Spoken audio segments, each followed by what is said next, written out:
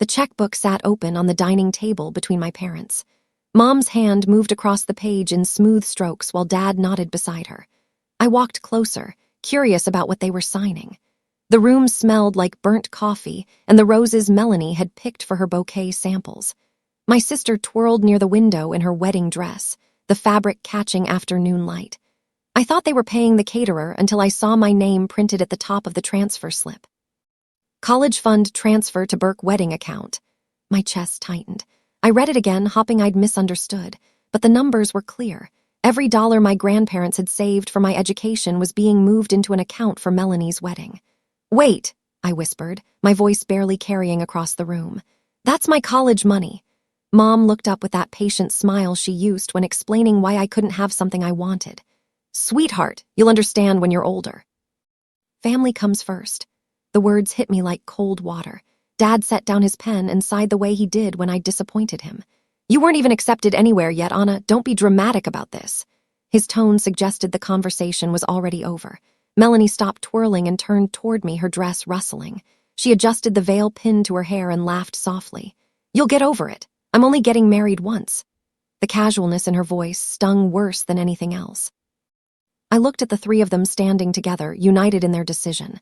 They'd already discussed this without me. They'd made up their minds and signed the papers before I even knew what was happening. Something cracked inside my chest, a feeling I couldn't name yet. It felt like standing on ice and hearing it split beneath my feet. "You can't just take it," I said, louder this time. My hands were shaking. Mom's smile disappeared, replaced by something harder. "We can, and we did. We've supported you your whole life, Anna." She said my name like a reminder of everything I supposedly owed them. "Don't embarrass yourself," Dad added sharply. His eyes stayed fixed on the papers in front of him. He wouldn't even look at me. Melanie crossed her arms, and the diamond engagement ring on her finger caught the light. It was bigger than any ring I'd ever seen, probably worth more than a semester of tuition. "You're just jealous," she said simply, as if that explained everything. I stood there looking at all three of them, at their calm faces and their certainty. Not one of them seemed bothered by what they'd done. They didn't see anything wrong with it. In that moment, surrounded by my own family, I'd never felt more alone. That's when I understood the truth. I was on my own. I'd always been on my own in this house. They just finally made it obvious. I turned and walked toward the stairs without another word. Behind me, I heard Mom say something about me being ungrateful. I didn't stop. I went to my room and closed the door. I sat on my bed that night, staring at the scholarship brochures spread across my desk. I'd spent months researching schools, calculating costs, planning my future. I'd worked part-time jobs throughout high school to save for books and supplies.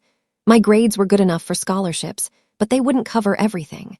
That's why the college fund mattered so much. My grandparents had started it when I was born. They'd added to it every birthday, every holiday.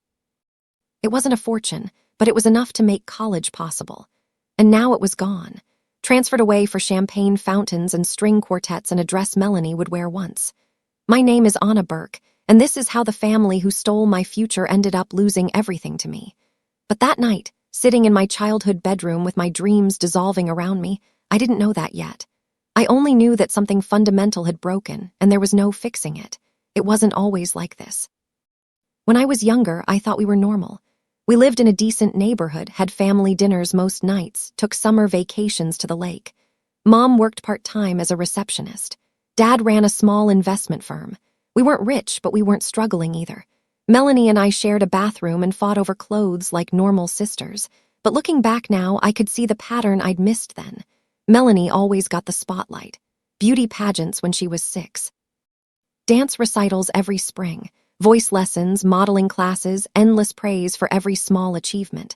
"Anna's the smart one," Mom would say to relatives, "but Melanie shines." I'd learned to accept that label. Smart was good enough. I threw myself into schoolwork, into planning, into building a future that didn't depend on shining. I thought the wedding happened 3 months later. It was exactly the spectacle Melanie had dreamed of. White horses pulled her carriage to the venue. Crystal chandeliers hung from the tent ceiling. A 10-piece band played during dinner. The cake was taller than me, covered in sugar flowers that looked almost real. Everyone toasted my parents for their generosity. Relatives praised them for giving Melanie such a beautiful day. Guests whispered about how much it must have cost. No one knew the real price. No one except me. I spent that night hiding behind the catering staff, serving appetizers to people who didn't recognize me. I wore a borrowed black dress and kept my hair pulled back. Mom saw me once from across the room. Our eyes met for just a second. Then she turned away, laughing at something a guest had said. I watched Melanie dance with her new husband under those expensive lights. I watched Dad give his speech about family and love and sacrifice. The irony burned in my throat. They'd sacrificed me without a second thought. The morning after the wedding, I packed a single suitcase. I took only what I could carry: clothes, my laptop, a few books, the photograph of my grandparents. Everything else I left behind. Mom found me in the hallway as I was heading for the door. She leaned against the frame with her arms crossed, still wearing her robe from the morning. "You're being dramatic," she said tiredly. "We did what was best for the family." I stopped and looked at her one last time. I wanted to yell, I wanted to cry, I wanted to make her understand what she'd done. But I knew it wouldn't matter, so I said nothing. I walked past her, through the yard still littered with champagne glasses and white ribbons from yesterday's celebration. "Don't expect us to bail you out later," she called after me. Her voice carried across the lawn, sharp and final. I didn't turn around. I didn't answer. I just kept walking. And I never asked them for anything again. The next 2 years were the hardest of my life. I worked at a coffee shop in the mornings, cleaned office buildings at night, and squeezed in online classes whenever I could find time. I lived in cheap motels where the walls were thin and the locks were broken. I studied at public libraries because they had free Wi-Fi and heating. I taught myself graphic design using borrowed computers and free tutorials. Some nights I survived on ramen and whatever day-old pastries the coffee shop let me take home. I was tired all the time. My back hurt from the cleaning work. My eyes burned from staring at screens in dim library light. Every time I wanted to give up, every time I thought about calling my parents and apologizing just to have a place to sleep, I remembered that wedding cake. I remembered the chandeliers and the horses and the band. I remembered the cost of all that beauty. And I kept going, because proving them wrong became more important than comfort. Surviving without them became my only goal. My parents rarely called during those years. When they did, it was never to ask how I was doing. Mom would call on holidays to tell me about Melanie's new house or her pregnancy announcement or whatever milestone was being celebrated. "Your sister's doing so well," she'd say, as if I'd asked. "Maybe you'll find someone too, Anna." The implication was clear. I was falling behind in the only race that mattered to them. "Maybe I'll find something better," I'd reply, keeping my voice light. I meant it, though I didn't know yet what that something would be. Dad called once from the hospital after a minor surgery. He spent 10 minutes complaining about the doctors before asking, "You managing okay?" in a tone that suggested he didn't really want to know. "I'm managing," I said. That was all. The calls got less frequent after that. Eventually, they stopped altogether. I told myself I didn't care. But some nights, lying in those cheap motel rooms, I felt the weight of their absence like a stone in my chest. Everything changed the night Marcus noticed my sketches. I'd been cleaning the design firm's offices for 6 months, always arriving after everyone left. I'd spread my work across an empty desk while I ate dinner, practicing logos and layouts between vacuuming and emptying trash. I didn't hear him come back for his forgotten phone. "You did this?" he asked, startling me. I scrambled to gather my papers, embarrassed. "Sorry, I was just—" "No, seriously, you did all this." Marcus picked up one of my designs, studying it. He was one of the junior designers, young and enthusiastic. "These are really good." That conversation lasted 20 minutes. He asked about my background, my training, my plans. I admitted I was self-taught, working toward an online degree. 2 days later, he connected me with his boss. They needed a brand designer for a startup client. The pay was terrible, but it was design work, real work. I took it immediately. That one project led to another, then another. Slowly, impossibly, my portfolio grew. By the time I turned 24, I had steady freelance work and enough savings to rent an actual apartment. By 26, I'd opened my own small agency. I called it Second Chance Studio because that's what I'd given myself. A second chance at the future my family had tried to take away. The business grew faster than I'd expected. Small businesses needed affordable branding. Nonprofits needed websites. I delivered quality work on time and word spread. Within a year, I'd hired my first employee. Within 2, I had a team of 5 working out of a real office space. I wasn't rich, but I was stable. More than stable, I was succeeding. The girl who'd left home with one suitcase and no plan now ran a thriving business. I thought about my parents sometimes, wondered if they knew. But I never called to tell them. Let them think I'd failed. Let them think they'd been right about me. I didn't need their validation anymore. I first saw the cracks in my parents' perfect life through social media. Melanie had posted about her boutique's grand opening, a women's clothing store in the downtown shopping district. The post was tagged, sponsored by Burke Investments. That was Dad's firm. I clicked through to the boutique's page and scrolled through the comments. Several people complained about delayed orders. Others mentioned payment problems. The store's inventory looked sparse in the photos. I checked Dad's business page next. It hadn't been updated in months. The professional headshot he used looked old, and the client testimonials were years out of date. Something was wrong. I could feel it in the silence between the lines of those cheerful posts. 2 weeks later, Mom called for the first time in 5 years. "Anna!" Her voice was too bright, too forced. "How are you, sweetheart?" I almost hung up. Instead, I said carefully, "I'm fine. What's wrong?" She laughed like I'd made a joke. "Nothing's wrong. Can't a mother call her daughter?" Mom continued before I could answer. "Your father's been having some health issues, nothing serious, but it's been stressful, and Melanie's boutique is taking up so much time. You work in business, don't you? Maybe you could give her some advice." There it was, the real reason for the call. "I could look at her numbers," I said slowly. "If she wants to send me her financials." "Oh, that won't be necessary, just general advice would be helpful." Which meant the numbers were bad enough that they didn't want anyone seeing them. "Have her call me," I said. She never did. But 3 months later, I drove back to my hometown for a client meeting. On impulse, I drove past my parents' house afterward. It looked smaller than I remembered. The paint was peeling near the roof. The garden Mom had always been so proud of was overgrown. A for sale sign stood crooked in the front yard. I pulled over and stared at that sign for a long time. I called the real estate agent the next morning. "I saw the listing on Birch Street," I said. "Is the house still available?" The agent, a woman named Patricia, sounded surprised. "You're calling about the Burke property?" "Yes, it's still on the market, though I should mention it's a foreclosure sale. The process can be complicated." "I'm a cash buyer," I told her. "How complicated can it be?" That changed her tone immediately.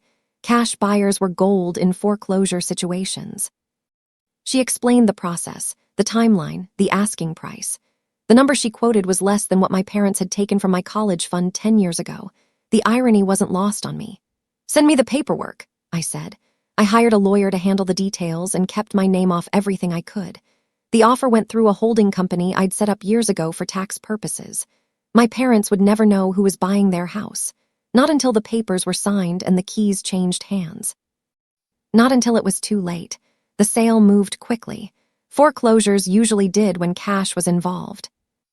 My lawyer handled everything while I focused on work and tried not to think too hard about what I was doing. Was this revenge? Maybe. Was it justice? Possibly. Mostly it felt like reclaiming something that had been taken from me. Not the house itself. I had my own place now, a nice condo downtown near my office. But what the house represented: control, security, the power to make decisions about my own life. They'd taken that from me once. Now I was taking something from them. 2 weeks before closing, Patricia called with an update. "The sellers are asking to be present for the key handover. It's unusual, but they're quite insistent, something about closure." I smiled at my phone. "That's fine, I'll be there." "Wonderful, I'll schedule it for next Friday at 2. Friday came faster than I expected. I dressed carefully that morning in a gray suit that looked professional but not flashy. I wanted to look successful but not cruel. I wanted them to see what I'd become.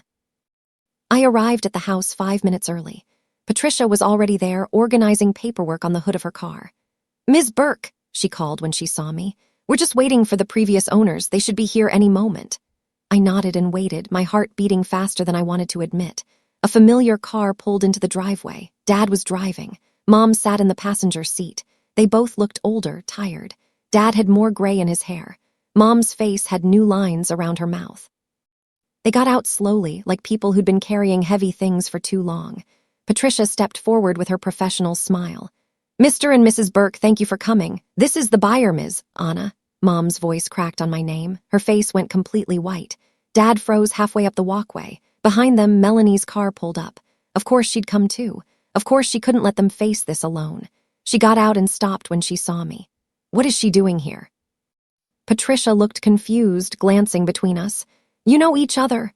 She's our daughter, Dad said quietly. He moved toward the porch steps, but his legs seemed uncertain. He sat down heavily on the bottom step. Anna, you can't do this to us. His voice shook. I stayed where I was, keys in my hand. I didn't do this, you did this 10 years ago. My voice came out calmer than I felt. When you sold my future for a party. Melanie stepped forward, her face red. We needed this house, we have nowhere to go. I met her eyes and saw the girl who'd laughed when they took my college fund, who'd told me I'd get over it. I needed a future, I said, but that didn't stop you. Mom started crying then, quiet tears running down her face. Please, Anna, we're your family. Family comes first, right? I repeated her words from that day in the dining room. That's what you told me. The silence that followed felt like it lasted forever. Patricia cleared her throat awkwardly. Perhaps we should complete the paperwork inside. I'm sure everyone would appreciate some privacy for this conversation. I shook my head. There's nothing to discuss. The sale is final. The papers are signed. I'm just here to collect the keys. Dad looked up at me with something like desperation in his eyes. We can pay you back eventually, just give us time. Like you gave me time to plan for college, like you gave me a choice. I kept my voice level. You made your decision then, I'm making mine now. Melanie's voice shook with anger. You're destroying our family. You destroyed it first, I said. You just didn't notice because you got what you wanted. Mom tried once more.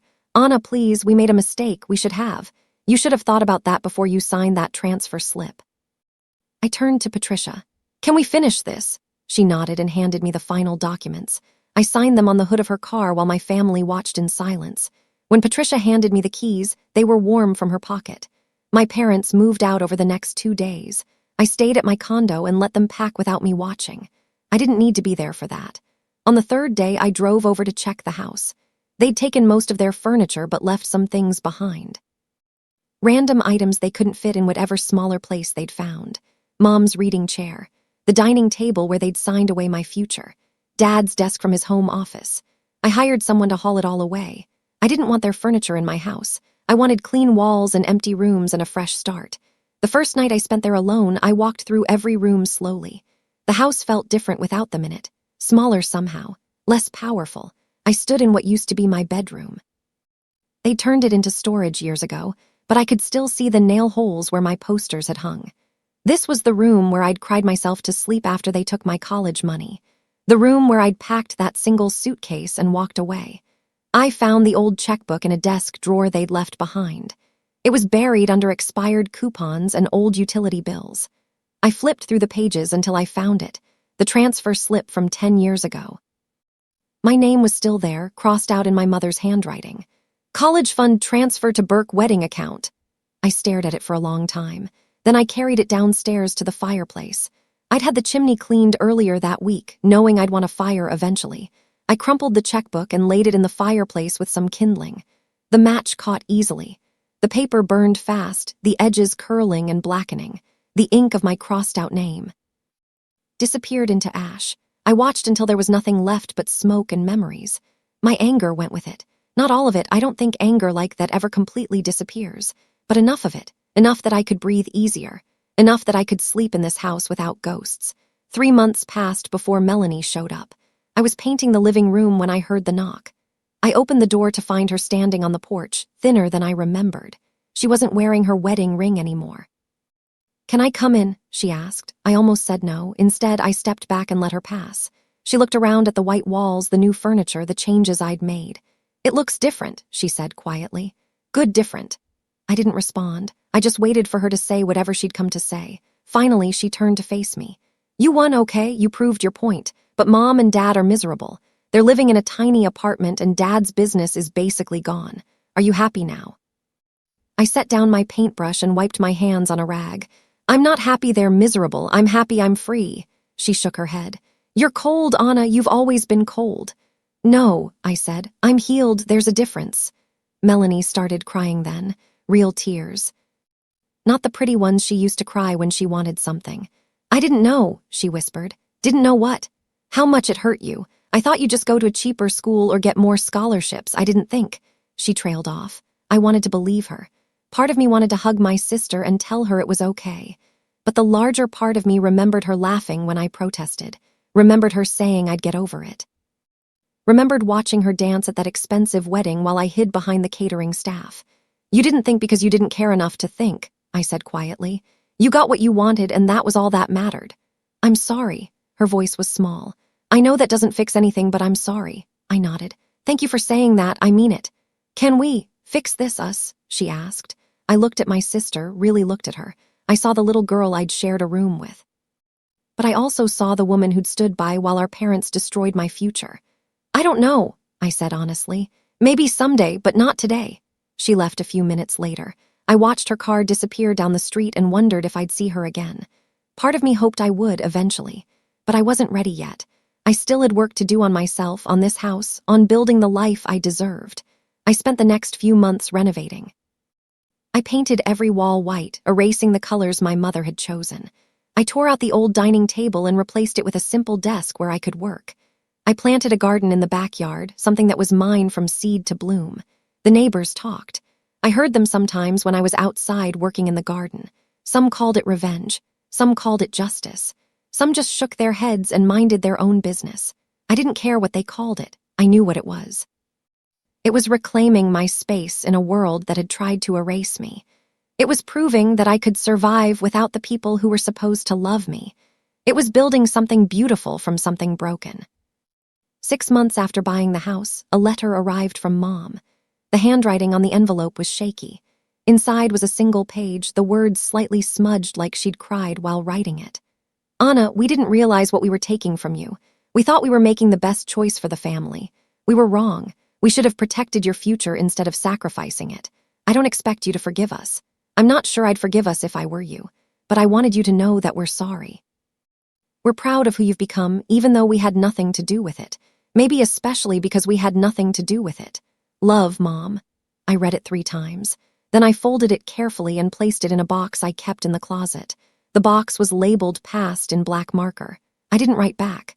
I didn't know what to say, and I wasn't ready to say it yet. Maybe I'd never be ready, but I kept the letter anyway. Not because I forgave them, but because it was part of my story. The whole story, including the painful parts. Today marks 10 years since the day they signed away my college fund. I'm sitting on the porch of their house, my house now, watching the sunset turn the windows gold. The garden I planted is blooming. The walls inside are still white and clean. My business is thriving. I have friends who value me. I have a life I built myself. I think about that day sometimes. The checkbook on the table. The wedding dress catching the light. My sister's laugh. My mother's smile. Family comes first, right? I whisper to the empty porch. The irony makes me smile now instead of cry, because I learned something important that day, even though it took me years to understand it. Sometimes putting yourself first isn't selfish. Sometimes it's the only way to survive. Sometimes the people who hurt you most are the ones who taught you to be strong. I didn't need their approval to succeed. I didn't need their love to be worthy of love. I just needed to believe in myself enough to keep going when everything felt impossible. The sun dips below the horizon and the first stars appear. I stand and go inside, locking the door behind me. My house, my life, my peace. Finally.